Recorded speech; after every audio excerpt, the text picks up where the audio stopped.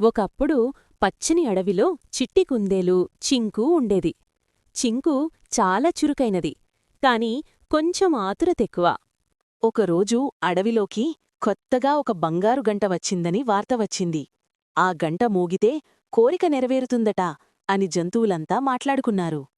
చింకు వినగానే నేనే ముందు వెళ్ళి ఆ గంట మోగిస్తా అని చెప్పి అడవిలోకి ఒంటరిగా వెళ్ళిపోయింది. మధ్యలో దారి తప్పిపోయింది. చీకటి పడింది.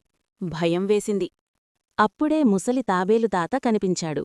బిడ్డా, తొందర కాదు, ఆలోచన ముఖ్యం అన్నాడు. తాబేలు చెప్పిన దారి విన్న చింకు నెమ్మదిగా అడుగులు వేసింది. అలా చివరికి బంగారుగంట దగ్గరికి చేరింది. కాని చింకుగంట మోగించలేదు. నాకు తెలివి కావాలి, ఓర్పు కావాలి అని కోరుకుంది. అప్పటినుంచి చింకు మంచి నిర్ణయాలు తీసుకునే కుందేలు అయింది. ఈ కథలో నీతేంటి అంటే, తొందరకన్నా ఆలోచన మేలైనది. ఈ కథ నచ్చితే మా ఛానల్కి సబ్స్క్రైబ్ చేసుకోండి.